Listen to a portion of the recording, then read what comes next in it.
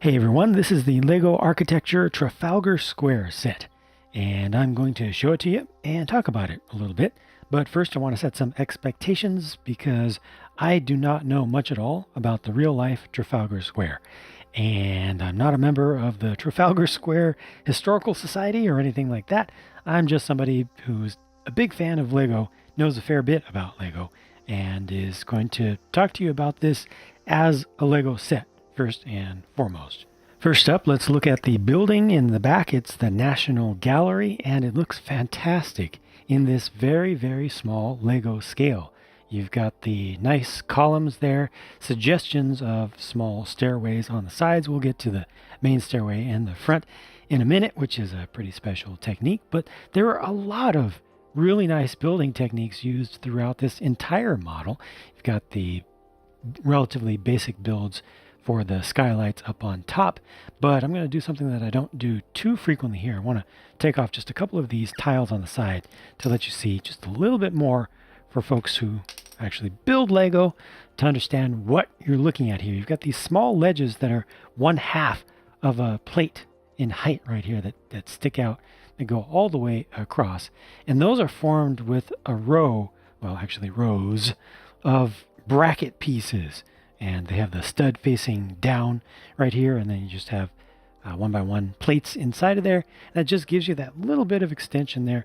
You'll have to check out the building instructions at the very least. Download them online from LEGO's own website or elsewhere just by searching it up to see the full technique used there. But it's pretty nice, and these little bits are just clip pieces, which you only see from the front, which gives an interesting little bit of texture that appears there as that goes all the way across.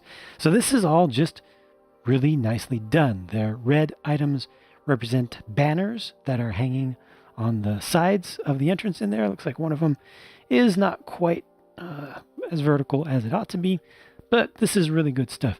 And it possibly even gets a little bit better, well, at least a little bit more surprising in a good way around the back, because this is all just flat and plain, right? It's all just white. It almost kind of washes away on screen.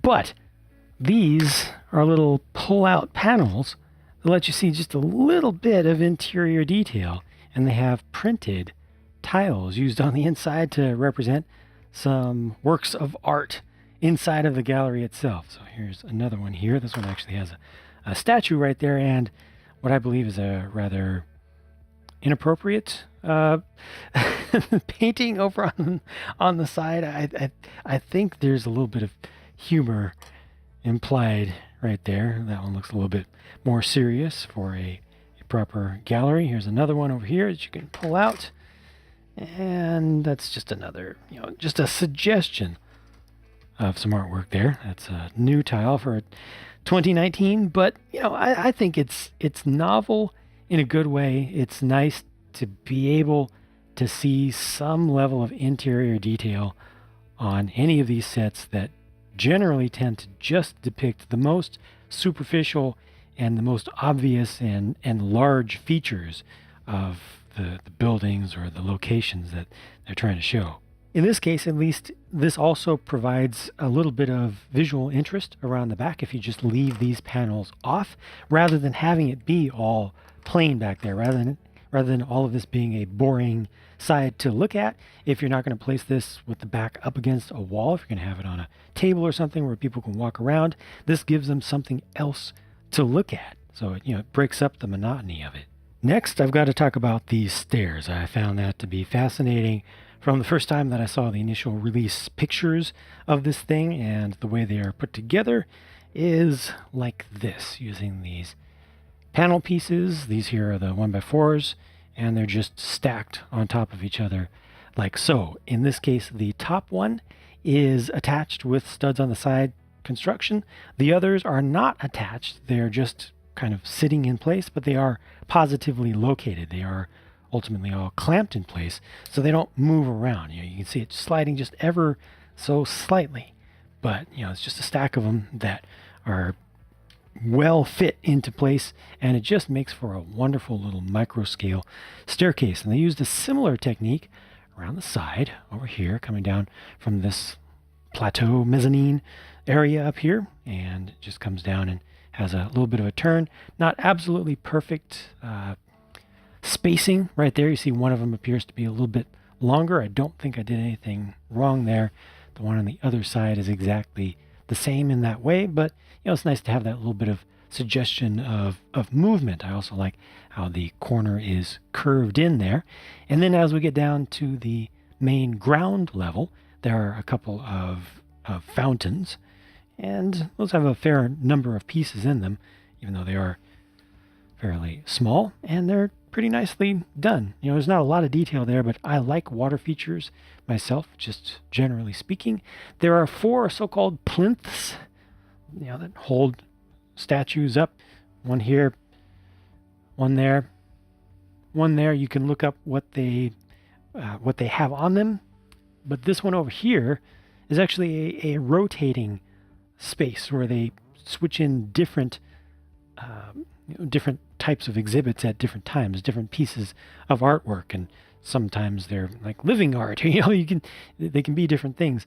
This looks similar to one that has been used, at least at this scale, to one that has been used in the past, similar to one that's going to be used starting in 2020. It's going to be placed there, but I think it's intended to be just a generic kind of placeholder to show that things go here, and who knows, in the future there may be a full-on egg-shaped sculpture that will be placed there.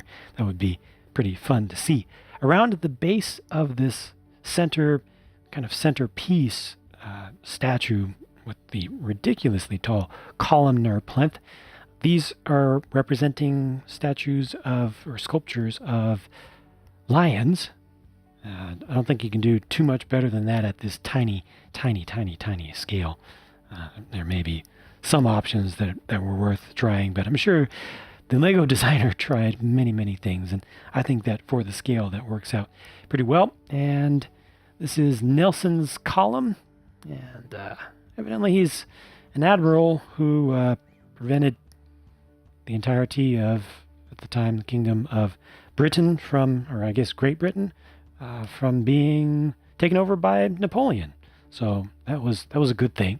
And he's represented there. I actually feel like this should have had some darker color down below, because the real thing definitely has a dark band around it. So I don't think this is the best choice for how that's shown there, but Lego architecture sets do tend to remove a lot of color. They tend to clean things up and abstract color depictions just in general.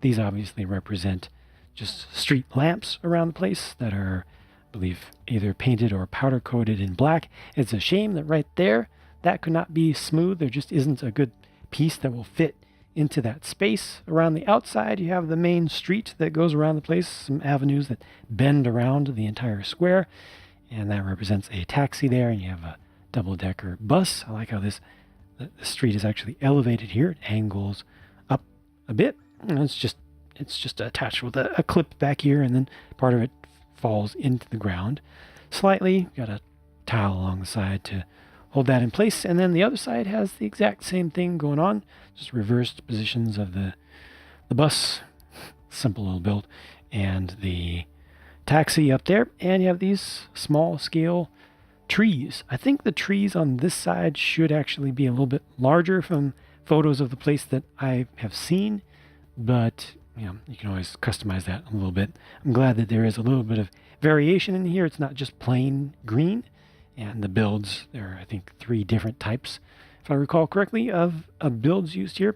Again, just for the sake of variation, and you can change that up when you do your own if you want to make it look even a little bit different, But yeah, I think it's all done pretty well. Taking a step back, though, I have to say that from what I've seen of pictures of the real place, this model looks much better. Much better than the real thing, because it's so clean and it's so perfectly set up. You don't have as much age and patina on things. It just, I don't know, it looks like an architectural model to show you how good a place could look after a retrofit or something. I like all of this. I think that the architecture of it is set up very beautifully. I like the fact that you have this this rounded edge here. And most of what's good about this is because of the real place, not so much because of the Lego model, but the Lego model does do a very good job, I think, of capturing the best points of it. I think the overall shape is nice. It's nice that, again, the Lego model reduces the number of colors and just makes it look so clean and pure and perfect. It would have been great if they could have people around in there, though. I mean, the smallest Lego people that you can do are these little nanofigs, and they're way too huge for the scale. But are they really? I mean, adding in a number of those around the place might have been cool. Maybe even just doing a stack of 3 studs might have even been a little bit thicker. I'm not sure. Just that's the one thing that's missing here is patronage. It needs people. It's a public square. It's the only thing that's really missing. You got the vehicles going around the outside. Hopefully at some point in the future, Lego will figure out a way to put in smaller than nanoscale depictions of people with pieces that will be legal to include in sets that can potentially be used by kids. I don't know. I don't know what they can do about that, but just overall, I like the look of this. I like the greenery. I think that this whole building is beautiful, absolutely beautiful in so many ways, and uses really interesting building techniques. The whole thing is scaled so small, though. Look at that. Look at that scale. When all said and done with the build, here are the spare pieces that are left over, including 1 each of the printed tiles up here, and 1 each of the 3 different colors of nanofigs they include with no printing on them. I feel like per Lego's spare parts rules, there should not be 2 of these white brackets, kind of minifig backpack bracket pieces left over, but for the life of me, I could not find any place in the build where they called for 1. Or even an odd number of them, so I believe this is just a fluke, and there should only be 1 spare of those. In terms of value, the price to part ratio on this set looks fantastic, but of course, it's a really small set that's filled with 1x1 plates and tiles. So the total volume of stuff that you get here for the price that you pay is not good. Lego architecture sets are very, very, very rarely good values for the amount of stuff, the amount of plastic that you get, the amount of stuff that gets displayed before you in the completed product. That said, it did take me almost 2 hours to build this, which is about appropriate given the number of parts included. It really feels like a proper, just really, really small scaled, serious model project to assemble. So there's a lot of stuff there. It's just made up of mostly really tiny pieces. So it kind of depends on how you view value in that sense. If you can appreciate the small details and the really interesting building techniques, I think you'll end up liking this, even though it is pretty expensive for the amount of plastic that's here. I think it's a well done architecture set. I think it's something that you can be happy to keep on display long term because it just looks good from so many angles, and being able to open up the back adds so much more value, I think, than leaving it all completely flush and sealed off. So I really appreciate that, even though it was kind of unnecessary and does increase the part count, does increase the price. I think it's definitely worth it. There's very little that I can really complain about with this. Again, being someone who's not a member of the Trafalgar Square Historical Society, I can't nitpick too much. And as a Lego model, I think it's very much a success and an interesting thing to just have on display at the end of the day. If you want to see the full almost 2-hour build of this, you can check out my real-time build, which I recorded and published in HD with 60 frames per second and really good sound of all the pieces clicking together. Or if you don't want to just throw that on for a couple hours in the background or something while you're doing other things, you can see the speed build version, which condenses it all down quite a bit. Check out one of those if you'd like to. I will link to them on the end screen right now and talk to you again soon.